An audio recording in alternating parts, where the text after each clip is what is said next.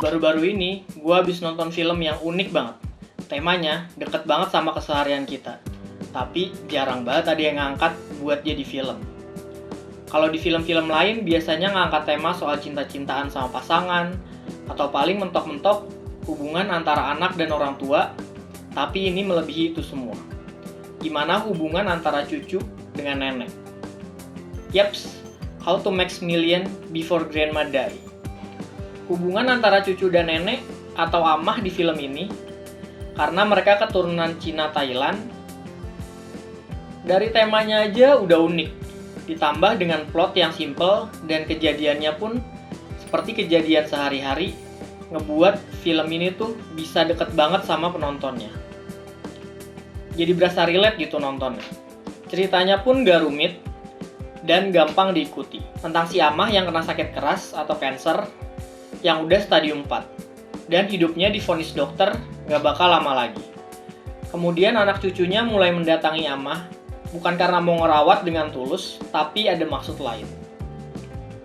Yes, mereka berharap sama warisan si amah yang udah disimpan dari muda.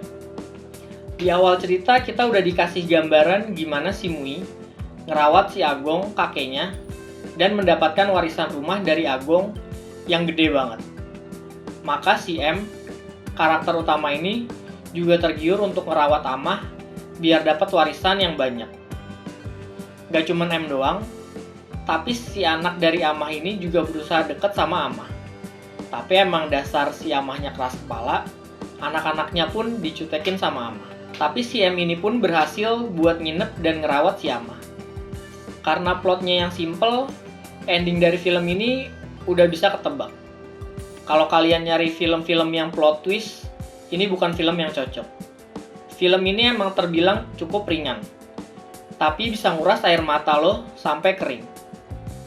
Walau ending filmnya ketebak, tapi emang emosional banget sih ending dari film ini. Bahkan saat gua nonton aja, hampir satu studio nangis sampai ingusan. Kedekatan antara si M dan si amah ini yang awalnya agak renggang bisa jadi deket. Si M yang awalnya bener-bener cuek, bisa jadi bener-bener deket sama si amah. Bisa ngebangun emosi dari awal film.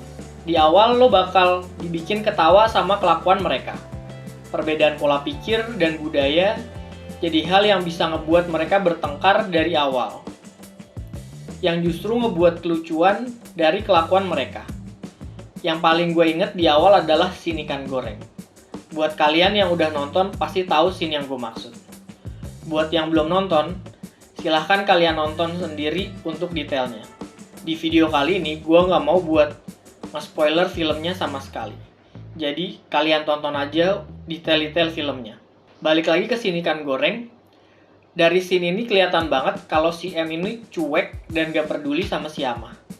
Tapi dengan kelakuannya si amah yang batu, justru ngebuat scene ini jadi lucu. Tapi justru dari situlah kita bisa ngelihat kalau misalkan emang si M dan si amah ini awalnya nggak deket. Dan disitulah gue bisa ngelihat emang ujung tombak dari film ini adalah acting dari para pemainnya. Terutama dari si pemeran M dan pemeran amah. Yang namanya cukup sulit buat gue ucapin, jadi mending gak usah. Ya kalian bisa lihat sendirilah di internet siapa pemerannya. Dengan ekspresi mereka aja udah bisa ngegambarin suasananya. Dengan pergerakan kamera yang minim, jadi bisa fokus ke ekspresi-ekspresi mereka. Baik itu ekspresi kesel, seneng, kaget, apalagi nangis.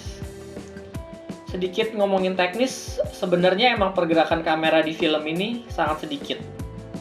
Tapi penempatan kamera dan penggunaan refleks dari kaca itu bisa kelihatan banget kalau film ini tuh benar-benar didesain dengan bagus. Contohnya aja kayak di scene ini. Dimana si M lagi ngeliatin amah, tapi refleksi amah lagi duduk buat di kemoterapi. Emang shot-shotnya tetap dipikirin dan sangat kuat, bukan cuman shot asal-asalan. Kemudian dari segi setnya, di sini setnya juga kelihatan natural banget, kayak nggak di set apapun. Kelihatan kayak si rumah amah ini tuh berantakan banget, penuh banget dengan barang-barang, tapi dengan kesan yang natural ini bisa fokus ke karakter. Dan penggambarannya bisa relate banget.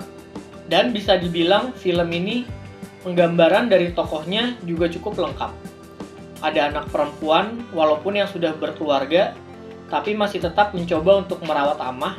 Mirip kayak di budaya Indonesia, anak cewek yang kebanyakan tetap merawat orang tuanya. Ada pula perbandingan anak yang berhasil dan yang kurang berhasil, di mana si anak yang berhasil ini mencoba untuk merawat si amah dengan memberikan barang-barang yang mahal. Namun tidak ada kehadiran si anak untuk tetap menemani si amah.